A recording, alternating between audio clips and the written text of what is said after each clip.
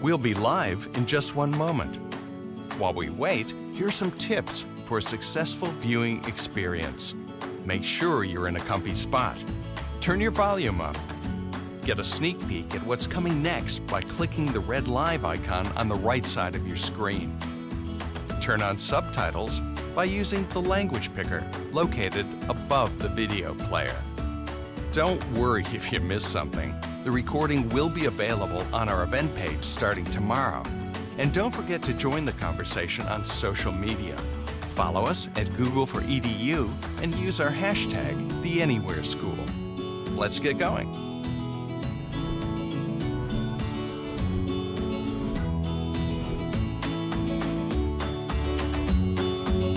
Hi everyone, welcome. Thank you for joining us for the Anywhere School 2021. We're so grateful you're here. I'm Jenny, and I'm the Global Head of Education Impact at Google. Prior to joining the team here, I spent over a decade in schools here in Chicago teaching 4th grade math and science, serving as an instructional coach and building leader, and then as a district-level administrator. So today feels like a homecoming for me, spending time in this virtual teacher's lounge with other career educators like you. And fun fact, today is my birthday.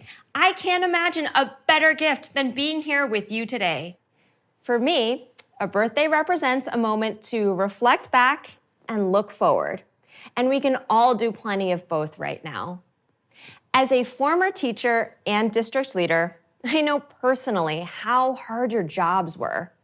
But I cannot imagine how much more challenging they've become over this past year. School has become more than one singular place, and the world finally realized what we already knew. Nothing can replace the power of a good teacher. The upcoming school year represents a chance to rebuild and rethink. But there are still many uncertainties and plenty of unknowns. More than anything, we want you to know that you're not alone. In the last year, we've launched more than 45 features in response to daunting new challenges brought about by the pandemic, and a shift to entirely new ways of teaching and learning. We believe that being helpful starts by first listening to what you need and then building it. And we're not going anywhere. Our goal is to find ways for our technology to continue being helpful, no matter what this new school year might bring. So today you'll hear from many of my teammates about the 45 new tools and features across our education products, including Classroom, Meet, Google Workspace for Education, and Chrome. These are all focused around a few core principles. First, collaboration. Virtually or in person, our tools are all about connecting you in meaningful ways. And now we're adding even more ways to work and learn together. Easy to use. Your time is a precious commodity, now more than ever. And so we're announcing new features that make our products even easier to use, giving you time back to focus on what matters to you and less on what doesn't. Engaging and inclusive. Whether you're back to in-person learning, still fully remote, or a hybrid of the two, we know the future will look a little different for everyone. We're introducing features to help ensure our products work for each of your learners, wherever they might be. Safe and secure. Underpinning everything we do, we know that a safe digital environment is critical and that you've placed your trust in us to protect your privacy and the privacy of your students. That's why we're adding new proactive security features and compliance updates, as well as giving you more control to keep your data private and secure. But the technology itself is not what's exciting. For us, it's all about what you can do with it. So today, you'll also have the chance to hear from 4 very different school leaders as they share their approaches to digital transformation, the highs and the lows, and the impact it's had on their students and communities. And with that, I want to thank you again for being here and for all you do to support your students and communities. Throughout the event, we'll be posting polls on our Twitter page. To join the conversation, head there now and let us know where you're tuning in from. And now for today's agenda. We'll start with what many of you have been waiting for, new feature announcements. You'll then hear more about how Google for Education helps you provide your school community with safe digital learning environments. And we'll finish up with a global customer panel. First up is Danita Morgan, who will share more about the updates coming to Google Classroom.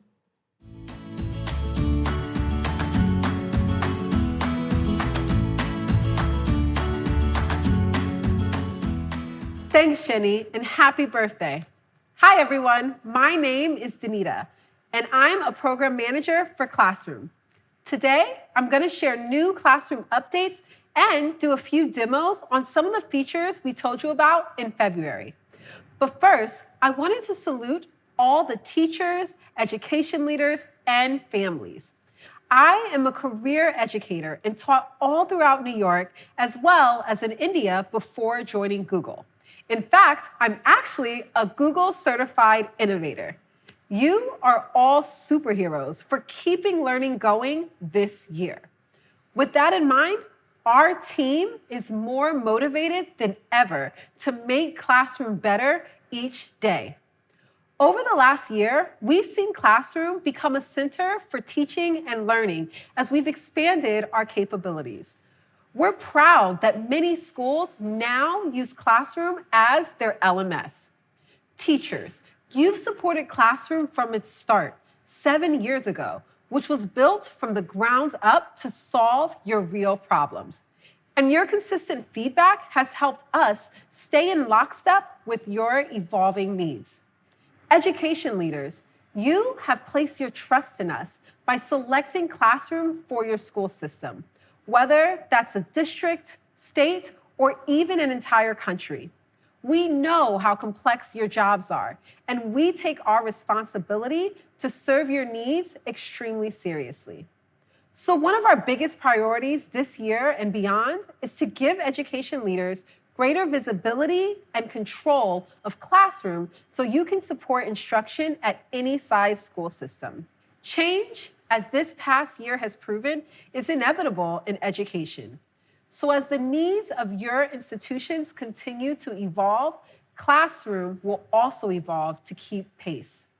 With that, let's dive right in with updates on one of Classroom's top requested features, roster import. Starting this summer, U.S. districts with Google Workspace for Education Plus will be able to automatically set up classes and keep their rosters in sync with their student information system, powered by Clever. IT admins will create classes via Clever, meaning teachers will no longer need to manually create classes and invite students to join them, saving teachers loads of valuable prep time. And don't worry, this will not overwrite classes that teachers create individually. Let me show you what it looks like. First, schools will enable Clever rostering in the admin console. They should also enable the Classroom rostering app in Clever. Next, admins will follow a few easy steps to connect Classroom and Clever. We understand the importance of flexibility here, and as an admin, you can connect your individual school, entire district, or specific teachers. You have complete control. After following the setup guide and granting permissions, syncing commences. Once the sync is complete, Clever will email the admins with the report of what took place. And on the teacher side, they simply log into Classroom and see that all their classes have been created and automatically populated with the right students. They then accept the class and the courses are launched. Voila! We hope this new feature makes heading back to school a lot easier for both teachers and admins. We also have exciting updates to share about Classroom add-ons. This will be coming to beta later this year for districts with the Teaching and Learning Upgrade or Education Plus. With Classroom add-ons, we're partnering with the best ed tech tools so you can seamlessly bring your favorite content right inside Classroom. We're starting with 9 partners, including Adobe Spark for Education, Book Widgets, CK12 Foundation, Edpuzzle, IXL, Kahoot, Nearpod, Newsela, and Safari Montage, with plans to expand to many more. Let me show you how add-ons work with an example. Take Book Widget. First, as a teacher, you go to create an assignment like you're used to, filling out the typical instructions and adding some attachments. But this is where add-ons comes in. You select Add-ons button and open Book Widget. Find an assignment and assign to your class. On the student side, they see the assignment in the stream and click to view the instructions. Then they open the Book Widget attachment and the assignment opens up where they can do their work. Notice, they never have to leave Classroom or don't have to do a separate sign-in. Once they finish their work, they simply click Turn In. On the teacher side, they're now ready to grade. They click on a student name and can see the student's work in line with Classroom's grader view. They can add a comment and then return at the top. This will automatically pass the grade back to Classroom's gradebook. This is just the beginning of our investments in making Classroom your center for learning, the hub where everything comes together. We have a lot more in the works that you'll hear about in coming months. And we have a new announcement that is Classroom's #1 most requested feature, scheduling assignments across multiple classes. Coming later this year, this feature will help teachers and co-teachers easily schedule assignments to multiple classes at once. They can configure due date, publish date, and topic when creating the scheduled assignments. Now, you can distribute that same Macbeth assignment to all of your English sections with the click of a button. In addition to being easy to use, we're also dedicated to ensuring Classroom is inclusive for everyone. One of the best ways we can do that is by supporting students who don't always have consistent internet access, a common problem across almost every school, city, and country. To help with this, we're launching offline capabilities in the Classroom Android mobile app in the coming months. With offline mode, there's a whole new world of possibilities where learning can keep going regardless of connectivity. Students will be able to start their work offline, review their assignments and attachments, and write assignments in Google Docs, all without an internet connection. And then they'll be able to submit their assignments once they're back online. But sometimes it's not enough to ensure students can get online, is it? Sometimes you need help figuring out if students are engaged with class. So in the next few months, we're releasing student engagement tracking. When student engagement tracking launches in the fall, teachers will easily be able to see when a student was last active, including when they last submitted their work or participated in the class through comments. This is designed to make it easier for teachers to get a pulse on how the entire class is doing or identify students who might need a little extra support. Turning back to Twitter, we'd love to hear from you. What do you hope to learn about your students from activity tracking? And finally, in the coming months, we're making some powerful updates to how teachers can use Google Meet in Classroom, making it easier, safer, and more secure. Let me show you how some of the best perks with the new feature will work. First, let's create a Meet link for our Classroom course with this button on the left. Teachers can make this visible or not visible to their students at any time. Previously, teachers had to go into class settings to manage the Meet link, but now it's right on the stream. Now, as a student, I'm unable to join the Classroom Meet link unless the host or teacher is present. This means students can't be in a meeting unsupervised. Once you join from the teacher's side, students can join automatically. If the teacher joins first before students, students can then join without needing to knock or sit in the waiting room. But what about if someone isn't a teacher or a student? Maybe like a guest speaker joining for the day. If they have the Meet link, they'll be forced to ask to join. So no unwanted participants can get into the class.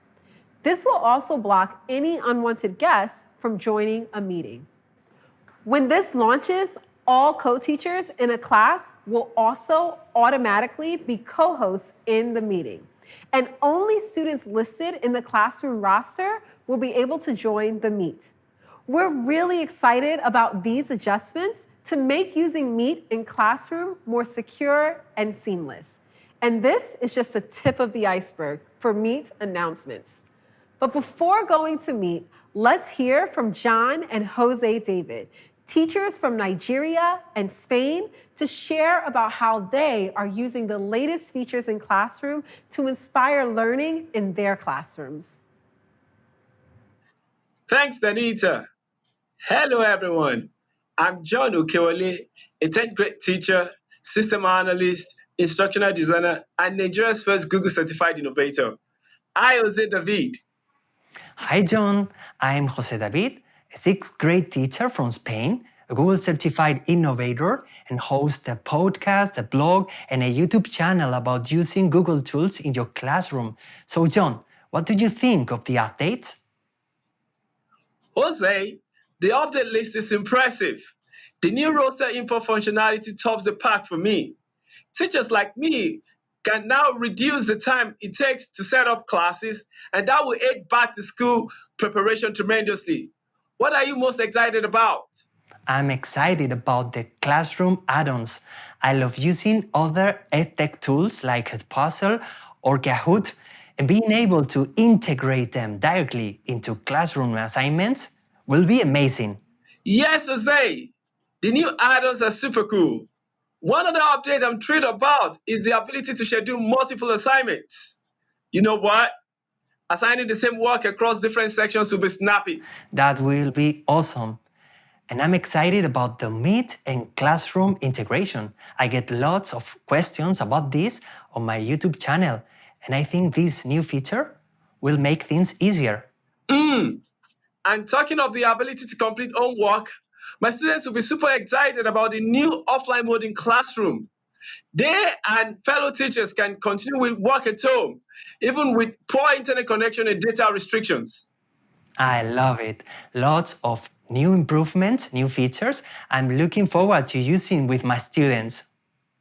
And a little birdie told me this is just the beginning in Classroom, with lots more running on the horizon.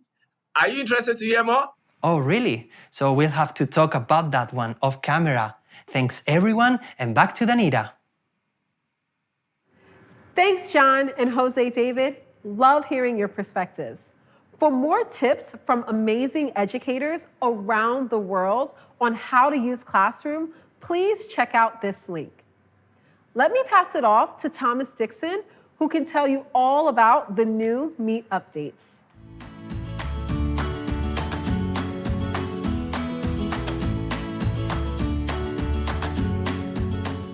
Hi, I'm Thomas Dixon, or TD, Program Manager working with the Google Meet team. A little over 1 year ago, video conferencing became an essential tool for teaching, learning, and staying connected. We've been inspired how Meet has enabled educators like you and students to connect anytime, anywhere, and we're working hard to make sure Meet continues to serve the evolving needs of your school communities. Let me first provide an update on how we're making Meet even easier to use. In order to make it easier for you to engage with your students while presenting, we've recently rolled out a new, refreshed Meet experience that allows you to see your presentation content and your students at the same time. You can easily unpin your presentation to see more of your students on the call, and names are always visible, so you can quickly see who's who. We also recently announced that Meet will soon start supporting multiple hosts, making it easier for you to partner with other people helping to manage a class. You'll be able to choose hosts in meetings, and all meeting hosts will have access to safety controls by default. This feature will be rolling out in the coming months, and we've put together a demo to show you how it will work. Imagine I'm a teacher who wants to make a visiting teacher a co-host as well so they can lead today's class. First, I open up the People panel to see everyone in the meeting. I select my co-teacher, Alexis, and choose Add as Co-host. Now, from Alexis's perspective, I am now co-host and can access all of the same safety controls as the original meeting host. And as Danita mentioned earlier, once the classroom integration launches, all co-teachers on the classroom roster will be co-hosts automatically. We're also making a number of improvements which will make Meet even more engaging and inclusive for all types of learners. In the coming weeks, we're improving hand raising so students can participate with even more confidence, and teachers can easily see and hear who raised their hand with an improved hand raise icon and sound. People who raise their hands will show up in the grid, and there will be a persistent notification so you can easily see how many people have raised their hands and in what order. Finally, when a student with a raised hand is done talking, we'll automatically lower their hand. To make Meet more accessible, in the coming months, you and your students will be able to pin multiple tiles to customize what you want to focus on. Students, for example, can easily pin a sign language interpreter in addition to the teacher, so they can see both at the same time.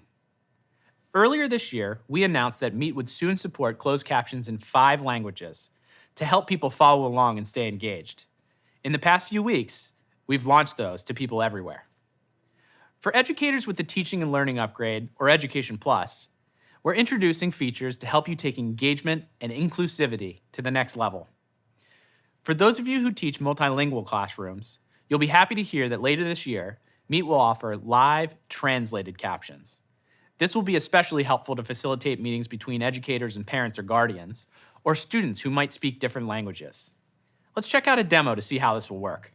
In this example, the person speaking is talking in English, but I want to see what they're saying in Spanish. First, I navigate to the bottom bar and turn on captions. Next, I turn on Translate Captions and leave Spanish selected. Now, as they talk in English, I will start to see real-time captions in Spanish. In the coming months, you'll also be able to use closed captions during live streams. Also coming later this year, you'll be able to host public live streams that anyone outside of your school domain can attend, making it easier to host school board meetings, school events, and more. In addition to making Meet more engaging and inclusive, we've also made sure it's secure by design, with powerful safety controls for both teachers and administrators. The improved integration with Classroom that Danita showed earlier will make meetings initiated from Classroom safer by default. We've extended additional meeting safety controls for hosts using tablets and mobile phones, like the ability to end meetings for everyone on the call and mute everyone at once. These are live now on iOS and coming to Android in a few months. If you need to quickly prevent distractions, in the coming months, you'll be able to turn off everyone's video at once using Video Lock. For customers with Education Plus or the Teaching and Learning Upgrade, we're also making breakout rooms safer and more secure. In the coming months, all breakout room safety settings will match the safety settings from the main meeting room. So for example, if you've disabled chat in the main room, when you move into breakout rooms, chat will automatically be disabled there as well. And when you end breakout rooms, participants will be forced back into the main meeting room, meaning no more students lingering behind.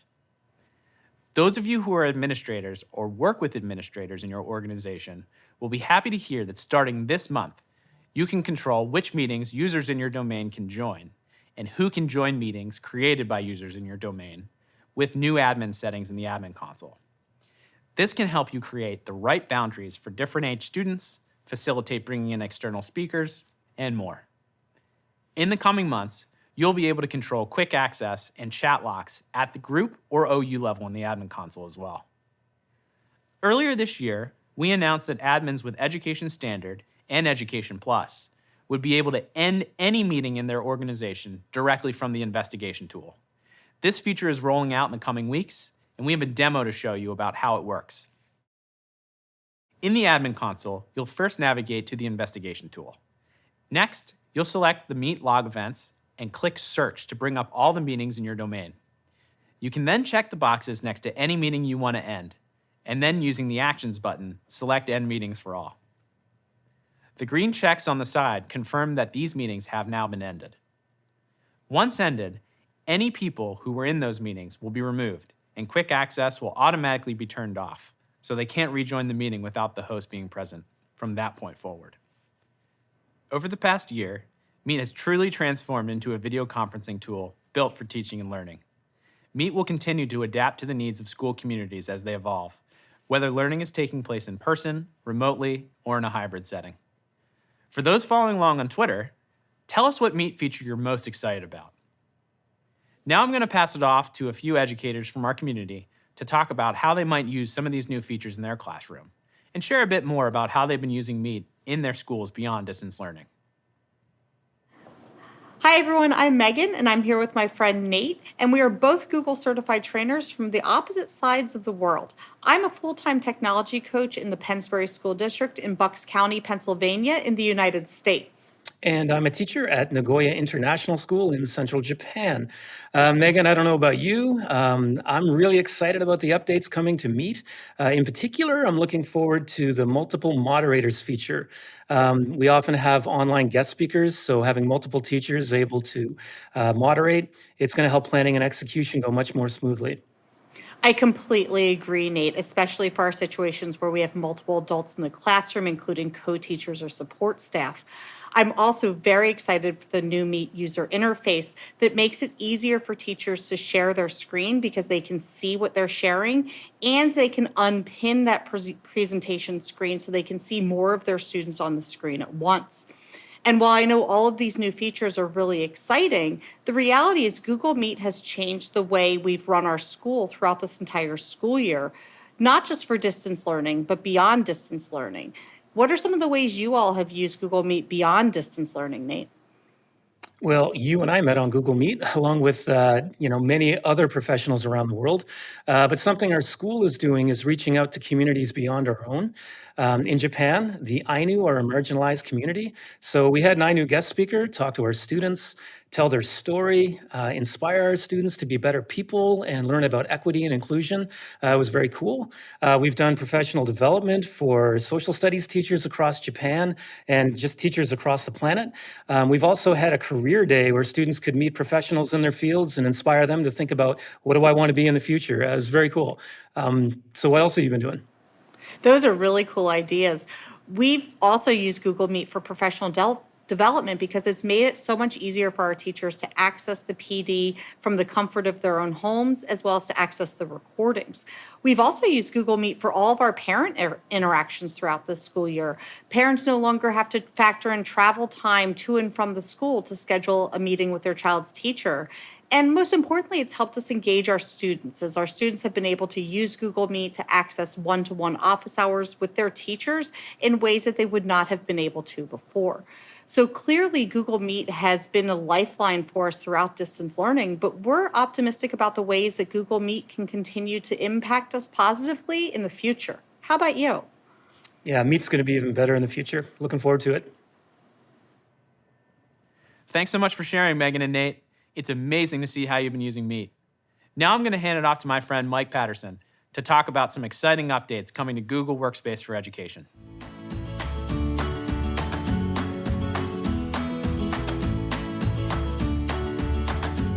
Hi, my name is Mike Patterson, and I'm a proud former classroom teacher and administrator and member of the Google for Education team.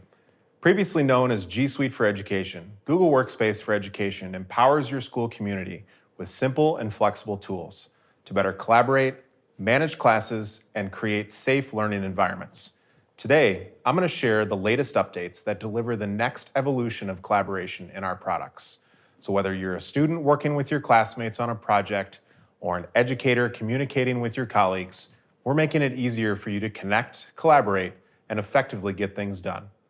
Last month, we announced Smart Canvas, a new experience that enhances collaboration in the apps that you use every day, like Docs, Sheets, and Slides, by making them even more interactive and intelligent.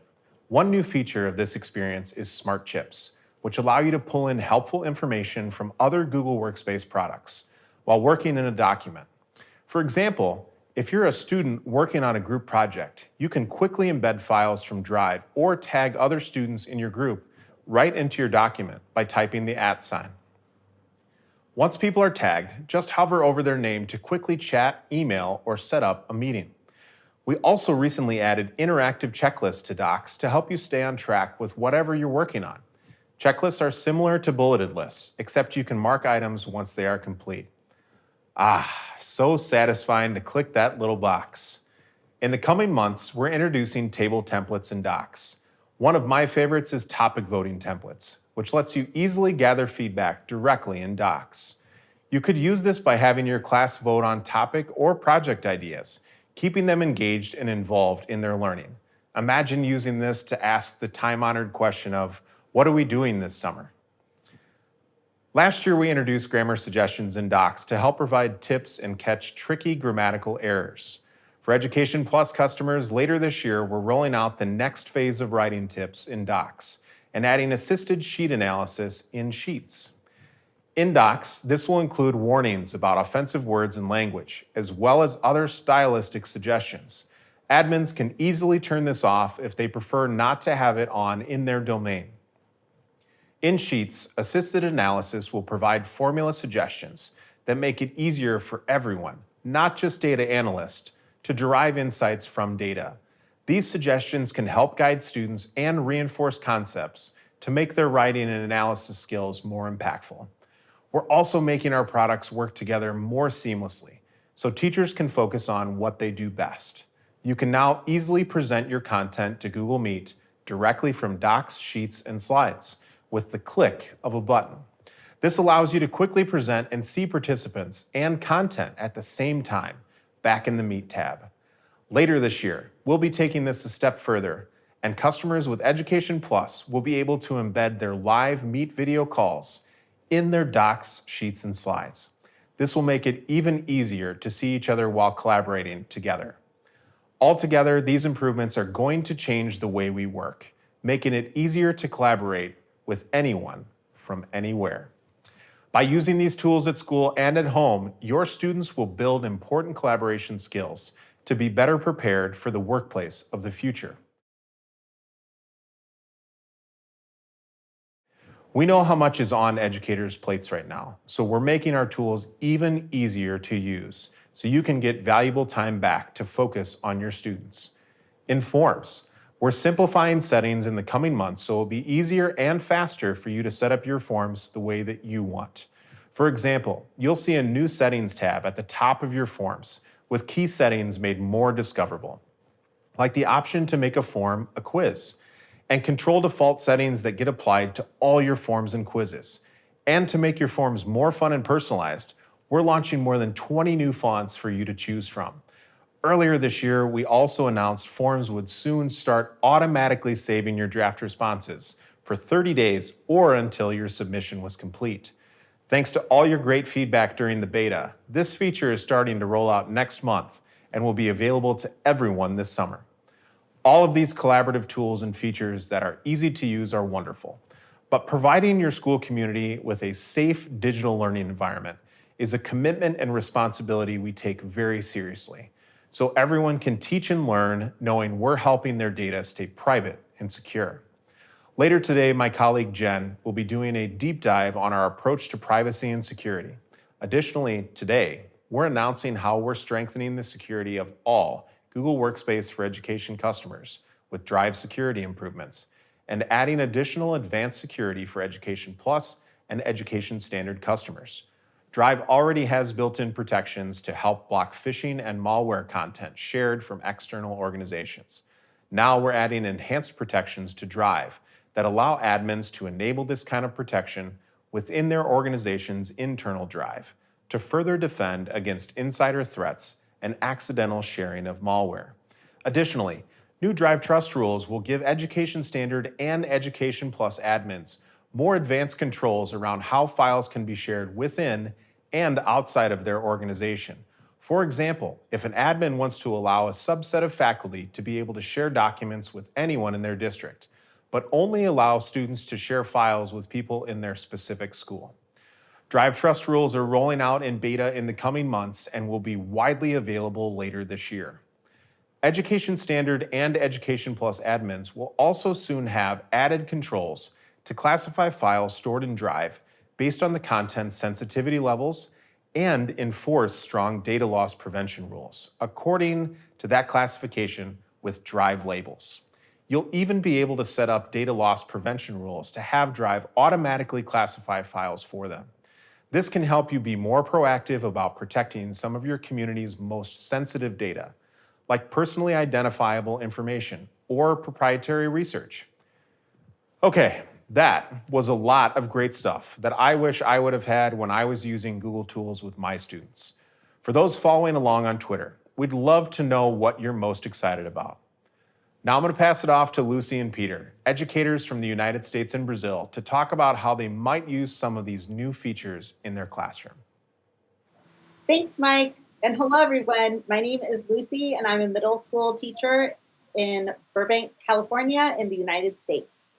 And my name is Peter. I'm a technology teacher at the Pan American School of Bahia here in Brazil. Honored to be here today. Me too, Peter. It seems like we both work in a multicultural, multilingual environment. That's pretty cool. Awesome, Lucy. That's great. Then tell me one thing. What were you most excited about the new updates? There are a lot of things I'm really excited about, but one thing I'm a big fan of is forms. And I am so excited for this autosave feature that's coming soon. I can already imagine starting something on Monday, saving it, and then coming back to it later in the week. And that is going to be a game changer for me and my classroom. What about you? Yeah, absolutely. Google Forms is already great for engaging and collaborating with the students, and the improvements are going to make it even better. I'm personally a big fan of the possibilities the smart Canvas features are bringing. I cannot wait to have it. Me too. I agree with you. One thing I'm super excited about are the interactive checklists in Docs. So I don't know about you, but my students are middle schoolers and they can get pretty disorganized. And so I like making checklists for them to help them keep on track of their due dates and their assignments. The bad part is that as soon as I make the checklist, they lose it. So I love the idea of having it in a digital space that they can come back to later and they don't have to fish it out of their backpacks. You know, it's just right there for them. Awesome. And speaking of Google Docs, this assistive writing feature is really exciting for when we're working on digital citizenship. Then we can improve our communication skills in the virtual world. There's a lot to learn. As a technology teacher, I see students often have fear of using formulas in spreadsheets. It's not just the students, Peter. I'm afraid of it too. So this is really exciting. So imagine I have no words to describe how happy they will be, and even we will be, when they finally overcome their fear with the new assisted analysis feature. Lucy, I think we've got plenty of homework to make for them. Let's do it. No, I think we've got plenty of homework to do. We've got to check out all these cool features. Let's do it. Thanks, Lucy and Peter. Now I'm going to pass it off to Helen to talk about updates coming to Google Chrome.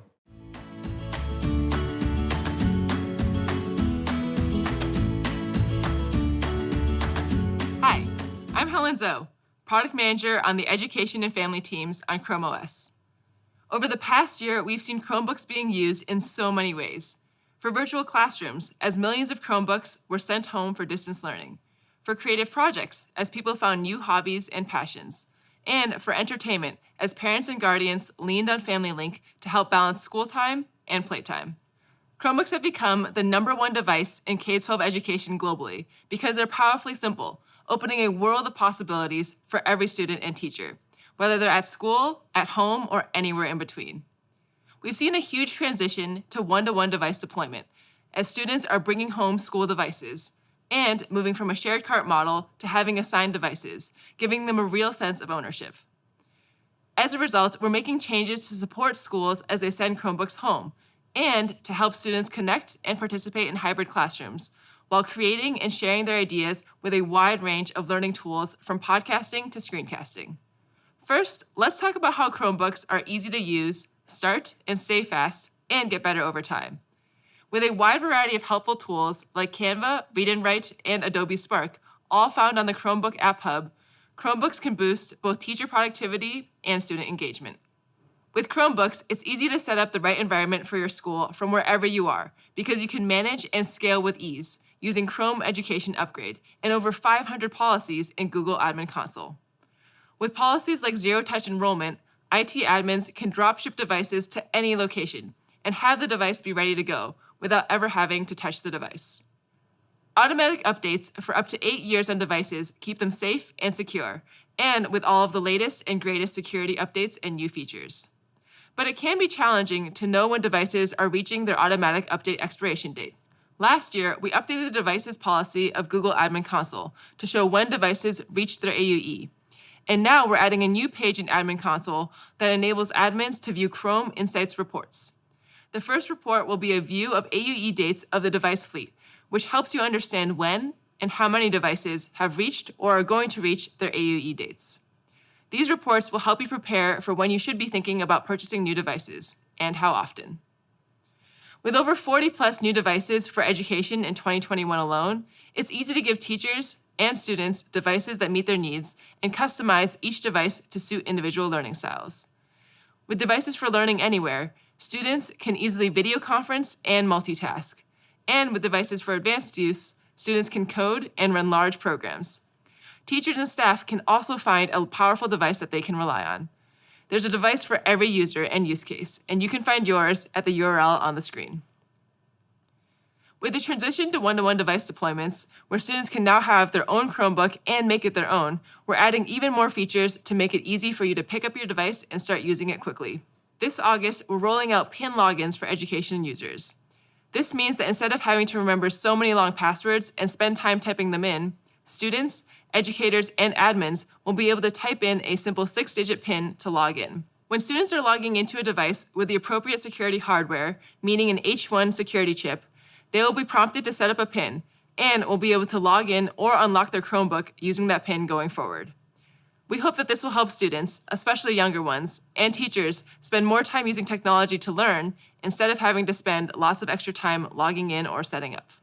Next, we'll talk about how Chromebooks come with built-in accessibility and productivity features right out of the box. Powered by Chrome OS, they are regularly updated in the background while your educators and students work. And when you customize your accessibility settings once, they follow you wherever you log in next. For students who may need an alternate input into their Chromebook, we have switch access, which is the ability to use the built-in keyboard or an external device via USB or Bluetooth to control their cursor. Coming in August, we're introducing point scanning, which is a new navigation mode for switch access. It allows users to select any point on the screen by first having a user choose the horizontal location they want to select and then having them choose the vertical. Chromebooks also come with 2 magnifiers built in, a full screen magnifier and a docked magnifier. We've just added a new panning method to our full screen magnifier. In addition to the current ability to pan the screen when your mouse hits the edge of the magnified viewport, you can now keep the mouse centered on the screen and have the viewport pan as you move the mouse. And speaking of built-in, Chromebooks also have 2 different forms of spoken feedback, which are great for students or educators who are blind or low vision or just learning how to read. For those who have significant vision loss or are blind, Chromebox is a full system spoken feedback. And for those with low vision or specific learning or print disabilities, Select to Speak is an on-demand screen reader for certain text or certain parts of the screen. And we recently released screen shading and new controls that let you speed up, slow down, or pause the reading voice in real time and easily jump to different sections of text. To help users better understand how to use Chromebox, we just released new tutorials, including a quick orientation for new users, which automatically launches when Chromebox is activated, along with interactive lessons, which ask users to execute commands or press designated keys to continue, and a practice area for small set of lessons, which allows users to practice what they've learned in a sandbox environment. Best of all, the tutorial is also available for touch devices. Finally, to ensure that your school and students stay safe, every Chromebook comes with advanced security at the core. Built-in security features include automatic updates, sandboxing, verified boot, data encryption, and more. We'll talk more about Google for Education's commitment to security and privacy in the next session. We're excited to see how you'll be using Chromebooks in your classrooms and at home this year. Now I'll hand it over to 2 educators from the US to talk about how they'll be using these features. Thanks, Helen. Hi, everyone. I'm Tammy Lind. I'm an instructional coach in the South Milwaukee School District in Wisconsin, and I work with teachers and students using Chromebook accessibility features both in the classroom and during remote learning. And hi there, I'm Susan Herder. I'm a technology coordinator for Mounds View Public Schools in Minnesota. We've been a Google district for over 10 years, and we have about 12,000 Chromebooks that we manage. So Tammy, what did you think of those Chrome OS updates? I know that they are really going to impact our kids, and I can't wait to get started using them with teachers. Teachers are going to be so happy with the PIN login. I know that our teachers of our youngest students have spent so much time just teaching them to log into the Chromebooks that this is going to be a game changer for them. They're going to be able to focus more on the instruction rather than those tech issues. Absolutely. We use our Chromebooks all the way down to 4-year-olds, and the PIN feature is going to come in really handy. When we closed in 2020 and went to remote learning, we had to really work with our youngers to make sure that they could log into their Chromebooks and get what they needed. With the new PIN login, that is going to make it so much nicer for teachers and for staff. Mhm. And I think too, for the accessibility features like the panning method to the full screen magnifier, those are tools that teachers can also use to help focus student instruction. So we can use them well beyond just the accessibility piece, but to really enhance teaching and learning. That's a great idea. With these features, any student, teacher, or staff member who would benefit from assistive technology and accessibility just will have access. The tutorials are really going to come in handy for people that are just getting started in assistive technology. Yeah, I can't wait to get the Chromebooks back into the hands of the 12,000 teachers and students this fall. We're having our 6th graders through 12th graders take the Chromebooks home so we can extend learning anytime, anywhere. That's great. We're starting an elementary virtual academy for families that have chosen to stay virtual into next fall. And our kids are going to be using their Chromebooks all day, every day. The new features are going to come in really handy. I can't wait to hear how that goes. Thanks, everyone. Back to you, Helen. Thanks, Tammy and Susan. Now we'll hear from Jen about our commitment to helping schools build safer digital learning environments.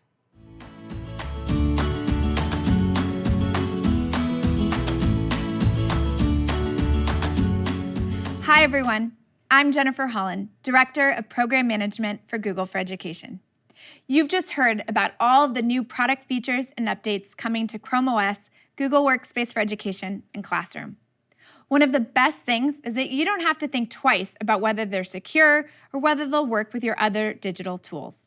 When we design our products, we put the safety, security, and privacy needs of our users first.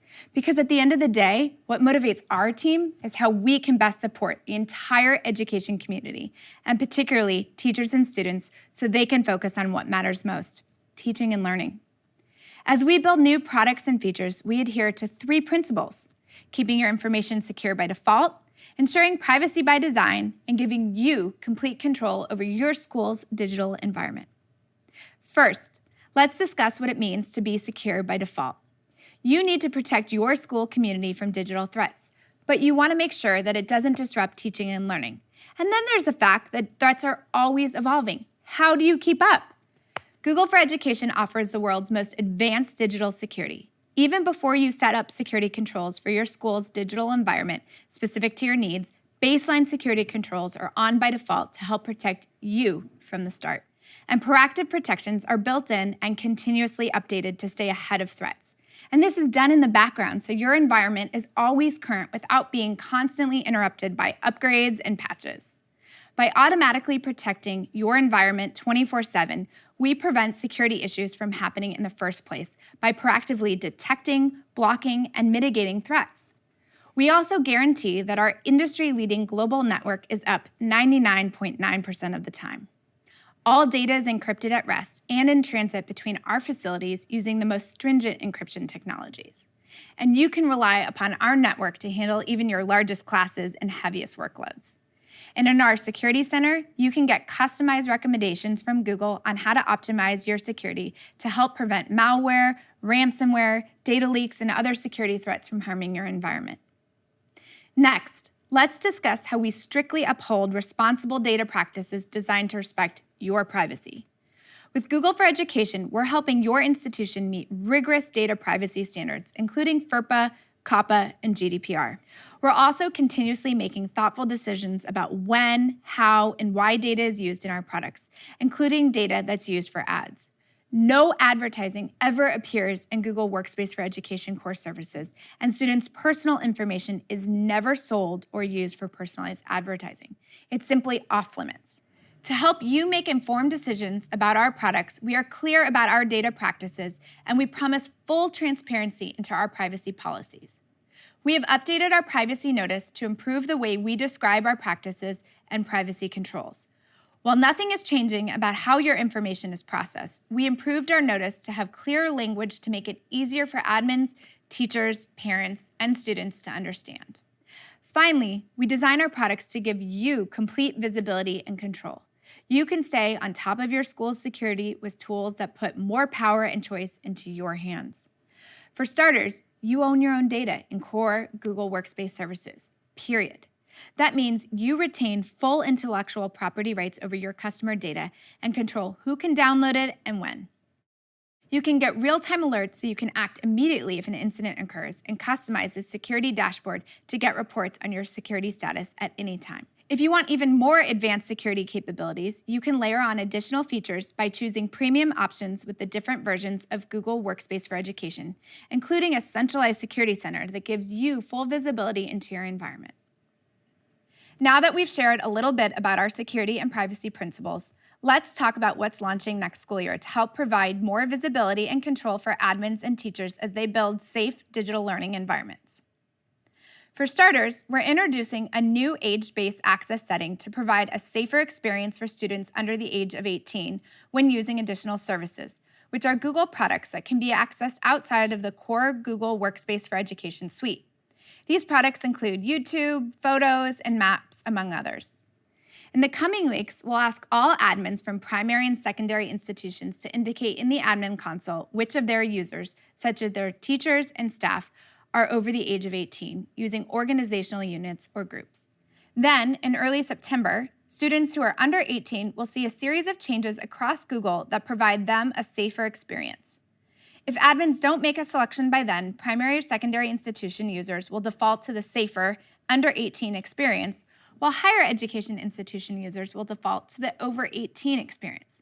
These default settings are not locked, and admins can always adjust them. For example, here's how the YouTube experience will change for students under the age of 18. Students under 18 will only be allowed to consume YouTube content, but not create. This means features like posting videos, commenting, and live streaming will be disabled.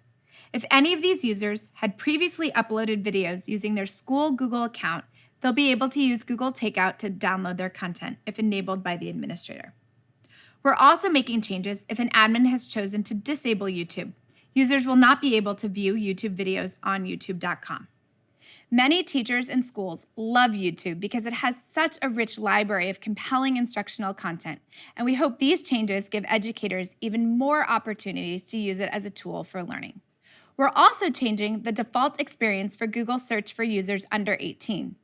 Previously, many schools used our network filtering capabilities or those from third-party filtering providers to protect K-12 students from visiting websites that contained age-inappropriate content. But those only worked on schools' physical campuses. So, moving forward, any students under 18 signed into Google Search with their school Google account get the safe search experience, filtering explicit content from their search results. Additionally, all K-12 EDU users signed into a Chrome browser or Chrome OS device will be defaulted to Safe Search On. These Chrome users will also be defaulted to Safe Sites On, which blocks going directly to identified age-inappropriate URLs, and guest mode and incognito mode turned off so that students can't get around those policies. These policies will be changing for both new and existing K-12 EDU users, and those who have not overridden these policy defaults will see the new ones later this year. For all these policies on Chrome OS, admins can still change these policies for individual organizational units, like for educators who need access for lesson planning purposes. This way, we provide a safer learning environment for students while giving admins more choice and control and more visibility into what students are doing online. We're also prioritizing helping students be safer online and good digital citizens. Just last week, we launched a refreshed curriculum of our Be Internet Awesome program. Be Internet Awesome is a program used by millions of students and educators globally that teaches kids the fundamentals of digital citizenship and safety. We designed it to assist educators, parents, and guardians help younger students explore the online world safely and with confidence. It's also fun for the kids because of Interland, an interactive video game that reinforces what they learn. Thanks for spending time out of your day to learn more about our privacy and security updates. As I mentioned at the start, what motivates our team is how we can best support the entire education community, and particularly teachers and students, so they can focus on what matters most, teaching and learning. Our commitment to you is that we will continue to create tools and services that are secure by default and private by design, all the while giving you complete control over your environment. Thanks for listening. Now I'll pass it to Dean Stokes for our Global Customer Panel.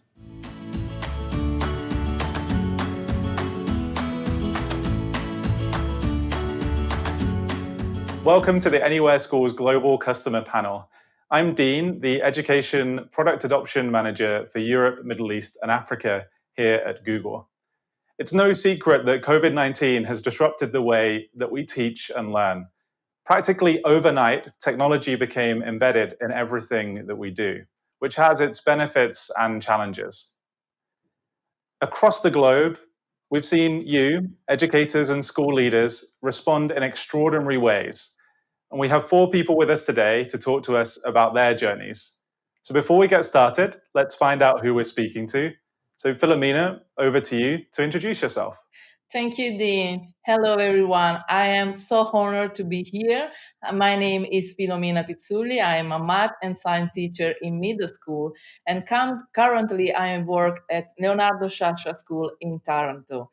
I am so happy to be here, and I would like to share with you my love for IT and digital learning, especially, obviously, Google World. And for that reason, I started my journey in Google, first of all, with Google Educator Level 1, until the last one, Google Innovator. And I am also leader of GG Italia and the newest GG mentor. In that way, you can see me, the person that always shared her love with Google, for Google, with other teachers in my school and all around the world. My aim is to combine and integrate the math love and the Google love in one only space, and transforming the learning path into an engaging journey. Thank you so much. Hi, my name is Juan Carlos Flores. I'm a Secretary of Education here in Jalisco, Mexico. I have a bachelor's degree in physics, over 20 years of experience as a teacher, and I'm very glad to be with you. We would love to share our experience here in Jalisco with a system with 2 million students, and we have a lot of things to tell you. Thank you. Hi, I'm Maria Etheridge. I'm from Lakes Entrance Primary. I'm the STEM specialist teacher. I'm only 5 years in, so I'm a mature age grad. My area is a low socioeconomic area. We're regional. We have also a high Indigenous Australian population. And we're back to face-to-face in our area, but we had a steep learning curve and accelerated technology adoption. Hello, everyone. My name is Dr. Shirley Chavarria. I am the Chief Officer of Teaching and Learning for Chicago Public Schools in Chicago, Illinois. We serve close to 340,000 students, and we've been on quite a journey this year. We started fully remote. I'm proud to say that we now have opened all of our buildings for in-person instruction in a hybrid model. And this fall, we're really excited to return to 5 days of in-person instruction while providing students with medical fragile needs with continued remote options. Great to meet you, everybody, and thanks for joining us today. I'm really looking forward to learning from you today. It's been said that crisis breeds innovation, and I think it was clear as the world started to shut down early on in the pandemic last year that incremental change wasn't going to cut it. And for you and everyone watching at home as well, your work was crucial in making sure that we could continue teaching and learning in an uninterrupted way. So I'd love to hear what innovation you witnessed or were a part of, and what parts of that you're planning to keep as we start getting back to normal. And perhaps, Shirley, you can start us off. Sure, certainly. Most definitely, the crisis accelerated our ability to support teacher development of competence with digital resources and tools. This fall, we made the decision to move the district to solely using Google Suite tools for remote learning. That means that we led 500 schools, over 1,000 school leaders, and over 24,000 teachers to really understand how to leverage Google Suite tools to continue to provide the kinds of instructional experiences that we know matter for students, engaging in meaningful tasks, opportunities to collaborate, opportunities to engage with each other and receive feedback. And our teachers rose to the challenge. The creativity of teachers has been evident in so many ways. They adopted new tools and implemented them in ways that really maximized student engagement, which was a priority for us. We saw Google Jamboards that provided the opportunity for student voice and choice, Google Forms that captured quick formative feedback, breakout rooms, and Google Docs that were designed to engage students in discussion and creation that really, I think, felt impossible before all of all this happened. And these examples really only begin to scratch the surface of what we accomplished this year. And I do hope that our teachers feel proud of what they were able to adapt and do, and the skills that they were able to build. And I'm really proud to say that we're certainly going to move these skills into the future, because Chicago Public Schools is releasing its first ever digital pre-K through 12 standards aligned, culturally responsive curriculum this summer. What that means is that we've prepared a fully articulated curriculum that will be housed in a digital learning object repository and will connect in a digital ecosystem that utilizes Google Suite tools so that teachers will have access to high quality materials, but will be able to continue to innovate, continue to engage students, and really continue to build on the skills that they've built this year. And so we're excited to see what our teachers will continue to do in the years ahead. Thanks, Shirley. And Juan Carlos, for you thinking about your whole region, how was this for you? What innovations did you really see from your teachers? Well, we feel very proud of our teachers because they were able to have a digital culture transformation. It was amazing. For us, it represents going from 0 accounts to more than 800,000 institutional accounts with Google Education. That allowed us to start a very aggressive digital training. We have almost 71 courses available. We enrolled in the first weeks more than 4,000 teachers. And from then, we have been seeing a very broad applications of the platform. It was very interesting that we had made the decision that every one of our 13,000 schools have like a free choice for using certain tools.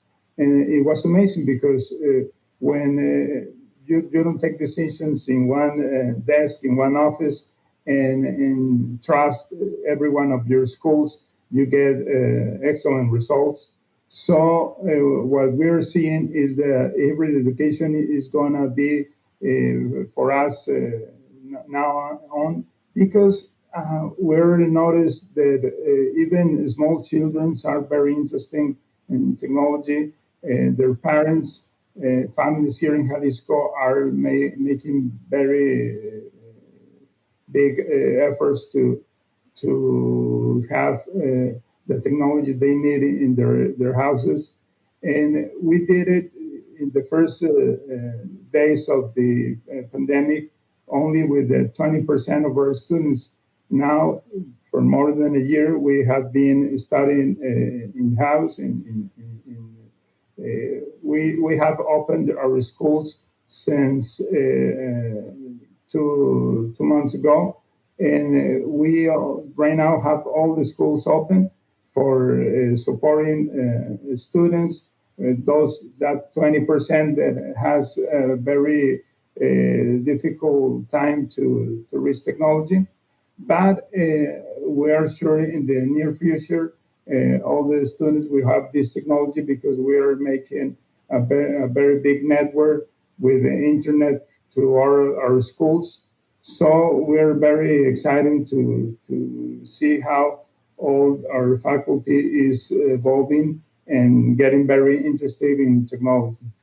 Thanks, Juan Carlos. Filomena and Maria, I think training was just mentioned in there. And I wonder how it was for you in your kind of virtual classrooms. Did you feel like you were ready for this innovation? And what kind of things were you doing with your students? Perhaps you can share, maybe Maria. Okay. Luckily for me, I have a global PLN, and so I was watching what was unfolding through Asia and Europe, and so I learnt from their challenges, and I was able to hit the ground running. So I had 4 days to train all our staff and 2 days to get the students familiar with what it was going to look like for them. Prior to this, we had also come out of the bushfires, and because we're regional, so that sense of community was even more important. So initially, our focus was even on the social emotional side of things and making sure that we kept that connection going and that communication.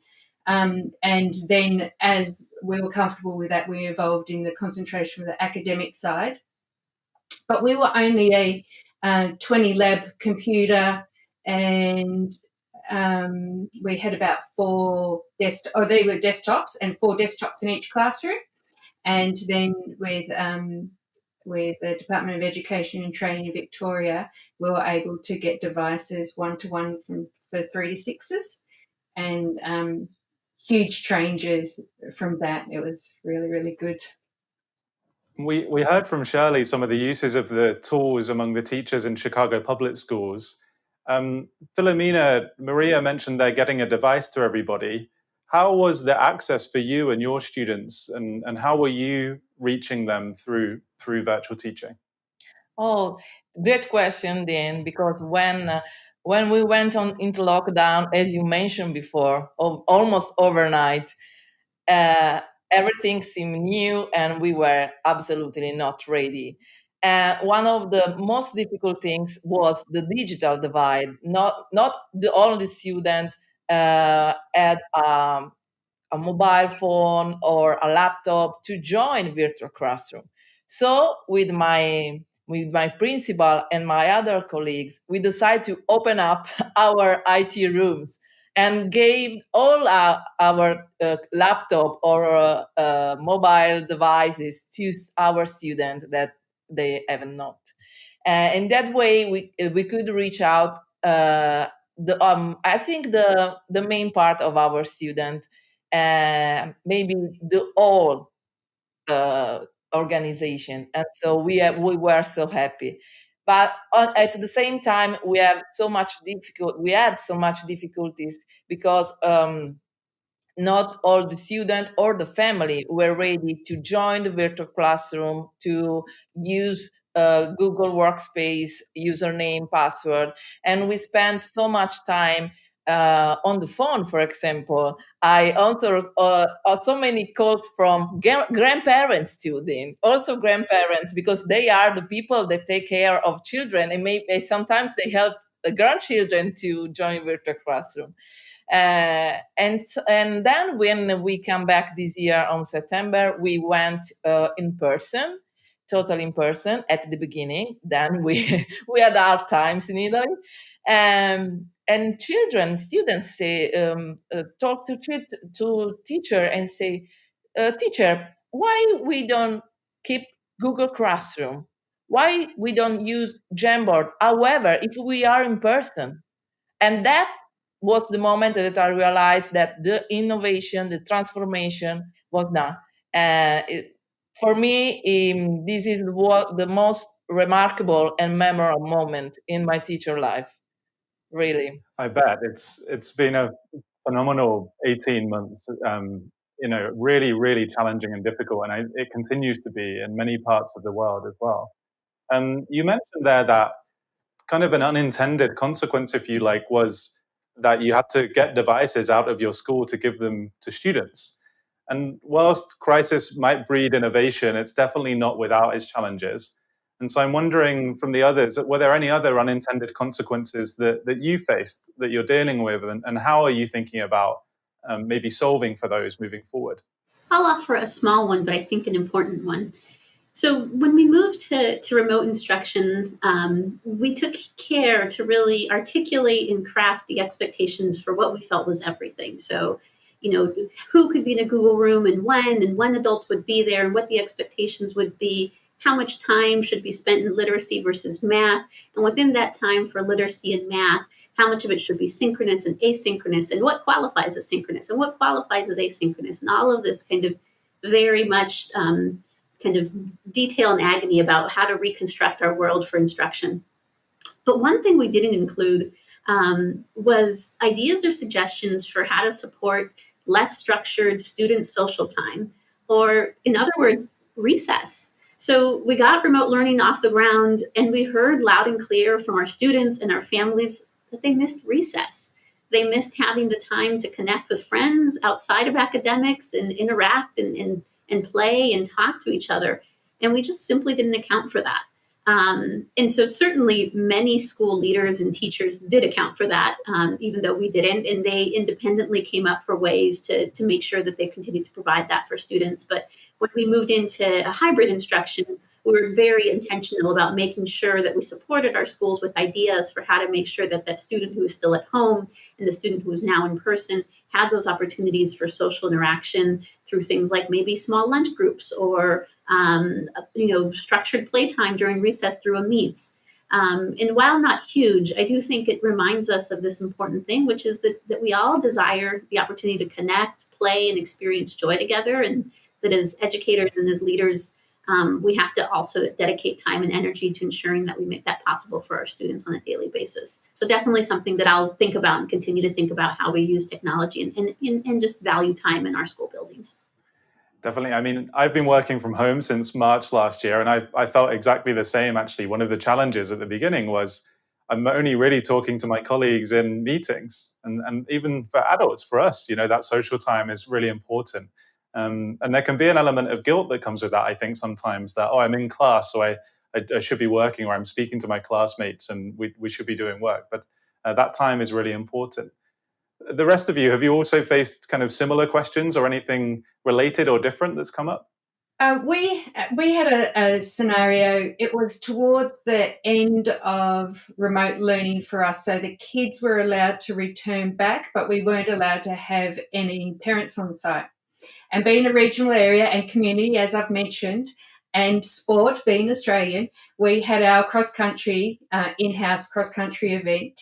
And so because the parents couldn't be there on site, and we weren't even encouraging them to be outside to the school around the fence area, we use Google Meet to stream it. We did live streaming, and we were one of the first uptakers of using live streaming. So that was exciting.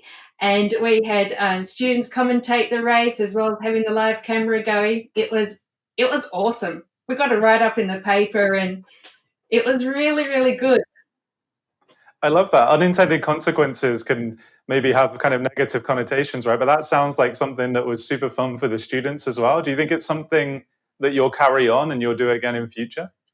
I hope so, because there was a level of involvement that was different. And so the kids that couldn't participate or didn't enjoy participating in the running could be commentators. So there was still a whole community involvement, a whole school community. So it was good. I guess related to that point, I think it's fair to say that some students have probably thrived in this situation. They've maybe been able to connect differently, and this has worked really well for them. And on the flip side, there are students that will have really struggled with just looking at a screen and interacting with teachers and their classmates through a screen.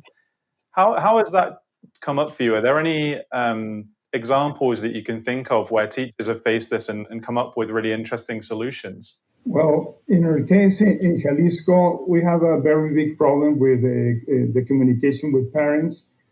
So we thought it was very interesting for us to support families to have at least a minimum condition for students to have access to education during the pandemic.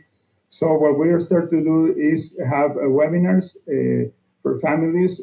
We create Recrea Familia, which is like a conference to support the parents to show them the briefs of the technology, the ABC of technology, and it worked very well. We have a Congress. We were expecting just a few parents. Right now, the video of the entire Congress that is about 10 hours long, it has more than 200,000 views. So I think parents are going to be very important. They are very important in education, obviously.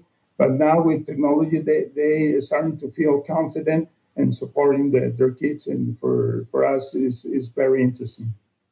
And thanks, Juan Carlos. Filomena, you mentioned that you were speaking with grandparents, parents on the phone as well. Did you do any kind of further scaled activities similar to the webinar that Juan Carlos mentioned? Were there things like that happening either at your school or in Italy more generally as well? Yes, of course. I started to do a tutorial on YouTube for that reason, because sometimes I receive a lot of requests for the same thing. So I decide, okay, let's do one tutorial and share with everyone. And for that reason, I started my YouTube channel. And when someone asks, oh, I need to know how I can join Google Classroom. Wait, I have a link for you. And so I keep doing.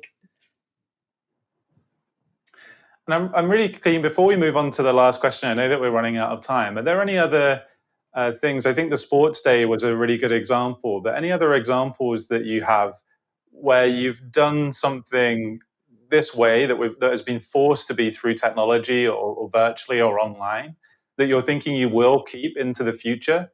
I think parent-teacher evenings is one I hear a lot about, but I wonder if there are other examples.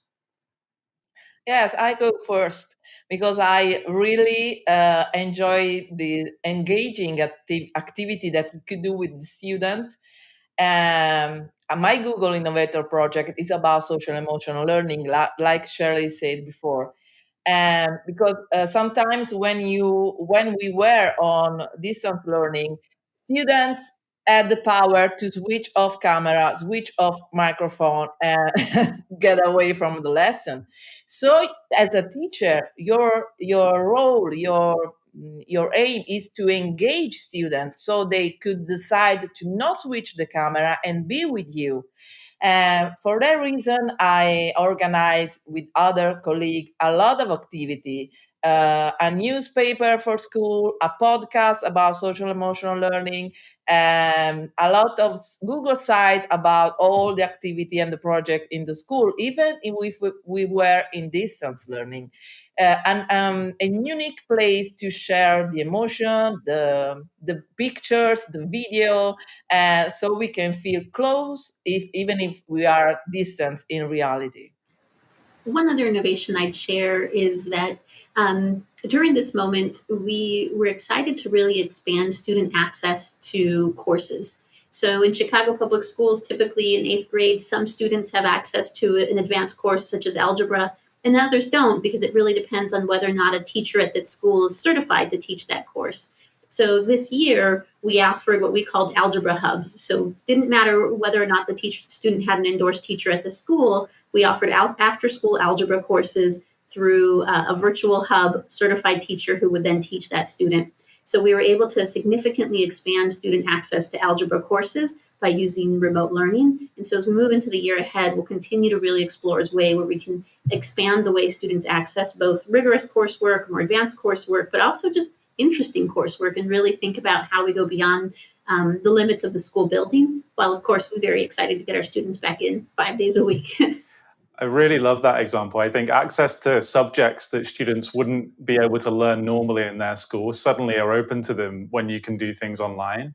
And it's funny because I don't feel like that's a new idea, but it does feel like people are much more open to doing it now, having been through the experience of the last 18 months.